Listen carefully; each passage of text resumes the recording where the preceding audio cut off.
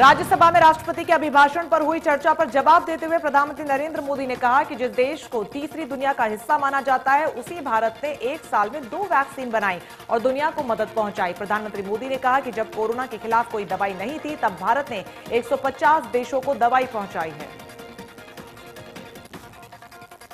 प्रधानमंत्री मोदी ने कहा कि कोरोना संकट आया तो भारत के लिए दुनिया चिंतित थी। अगर भारत खुद को नहीं संभाल पाया तो दुनिया के लिए संकट होगा।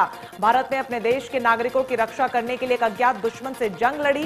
प्रधानमंत्री मोदी ने साथ ही कहा कि कोरोना काल में एक बूढ़ी महिला ने झोपड़ी के बाहर दिया जलाया, लेकिन उसका भी मजाक उड़ाया गया। प्रधानमंत्री नरेंद्र मोदी ने अपने संबोधन में कहा कि हमें तय करना होगा कि हम समस्या का हिस्सा बनेंगे या समाधान का माध्यम बनेंगे। राजनीति और राष्ट्रनीति में हमें किसी एक को चुनना होगा। पीएम मोदी ने कहा कि सदन में किसान आंदोलन की भरपूर चर्चा हुई और जो भी बताया गया वो आंदोलन को लेकर बताया गया, लेकिन मूल बात पर चर्चा हुई ही नहीं। पीएम मोदी ने अपने संबोधन में कहा कि शरद पवार समेत कई कांग्रेस के नेताओं ने भी कृषि सुधारों की बात कही है। शरद पवार ने अभी भी सुधारों का विरोध नहीं किया है। हमें जो अच्छा लगा वो किया, आगे भी सुधार करते रहेंगे। प्रधानमंत्री मोदी ने कहा कि आज विपक्ष यू टर्न कर रहा है क्योंकि राजनीति हावी है।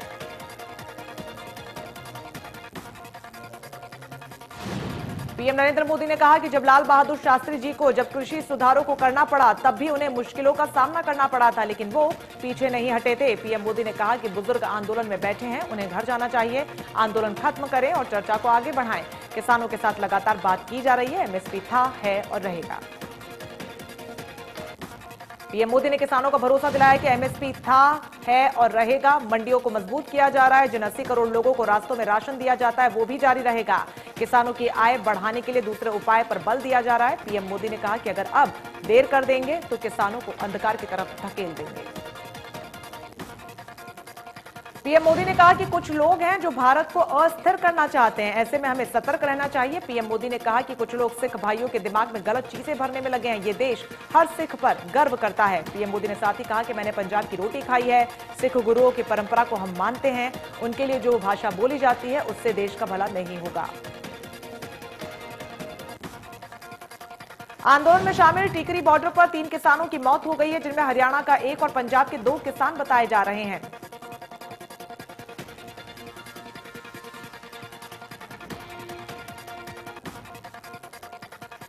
गुरनाम सिंह चडूरी ने कहा कि किसान इतने दिनों से धरने पर बैठे हैं, अब तो ऐसे हालात हो गए हैं कि ना तो किसान मान रहे हैं और ना ही मोदी जी मान रहे हैं। हम तो कहते हैं कि कानून जब तक वापस नहीं होंगे तब तक हम नहीं मानेंगे।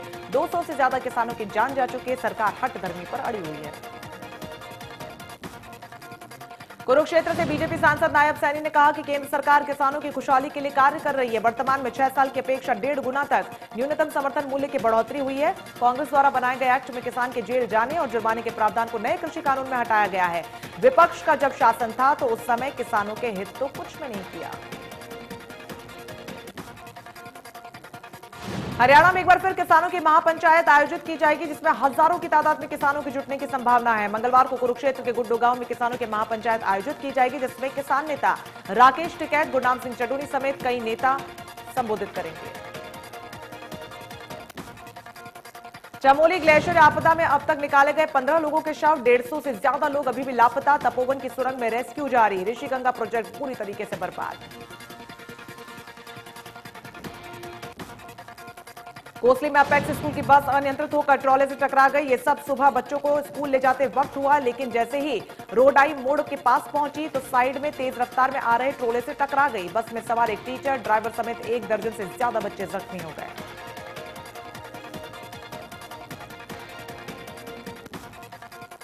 घरौंडा के फुल्लक रोड पर स्थित अंबेडकर चौक पर लगी भीमराव अंबेडकर की मूर्ति को अज्ञात लोगों ने क्षतिग्रस्त कर दिया। रोष में अंबेडकर समर्थकों ने हाईवे जाम करने की चेतावनी दी और दोषियों को पकड़ने की भी मांग की। दुकानों का किराया न देने वाले 34 दुकानदारों के खिलाफ रादौर की नगरपालिका ने कोर्ट का दरवाजा खटखटाया। ऐसे में किराया न भरने वाले दुकानदारों में हड़कंप मच गया। लंबे समय से 34 दुकानदारों ने नगरपालिका की दुकानों का कई सालों से किराया नहीं भरा है। कैथल में साइलेंसर की मार्फत पटाखे बजाने वाली बुलेट बाइक का पुलिस ने 33,500 रुपए का चालान काटा और ट्रैफिक नियमों की अवहेलना करने पर बाइक को जब्त भी किया।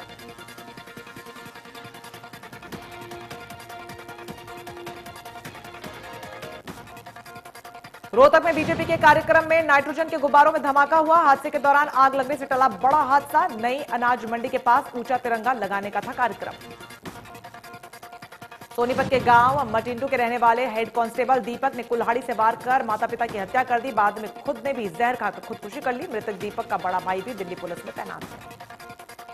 सोनीपत के गुन्नौर में रेलवे रोड पर एक तेज रफ्तार स्कॉर्पियो बेकाबू होकर बिजली के पोल से टकरा गई। हादसे में आसपास की दुकानों को भारी नुकसान पहुंचा।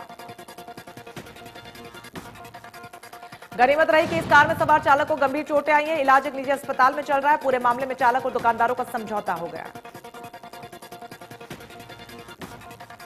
माम चौबीसी के गांव सहमाण में जमीनी विवाद को लेकर एक व्यक्ति के भतीजे ने कुल्हाड़ी से हमला किया। लैंड मॉर्गेज बैंक से रिटायर्ड है घायल व्यक्ति। परिजनों ने व्यक्ति को अस्पताल में भर्ती करवाया। घायल व्यक्ति की माने तो उसकी जमीन पर अवैध कब्जा किया हुआ था, जिसे छुड़ा लिया गया है और अब वहां कुछ करने की तैयारी में थे, तभी उसके भतीजों ने कुल्हाड़ी से हमला कर दिया। पुलिस मामले की जांच कर रही है। जम्मू कश्मीर में सुबह लगभग 4 बजे भूकंप के हल्के झटके महसूस किए गए। रिक्टर पैमाने पर भूकंप की तीव्रता 3.5 रही। नेशनल सेंटर फॉर सिस्मोलॉजी ने भूकंप की पुष्टि करते हुए बताया कि अगले सुबह जम्मू कश्मीर में भूकंप आया, लेकिन तीव्रता कम रही। चेन्नई टेस्ट विशाल बढ़त के साथ मजबूत स्थिति में इंग्लैंड। पहली पारी में 337 रनों पर ऑल आउट हुई टीम इंडिया। 85 रन बनाकर नाबाद रहे सुंदर। पंत ने खेली 91 रनों की पारी।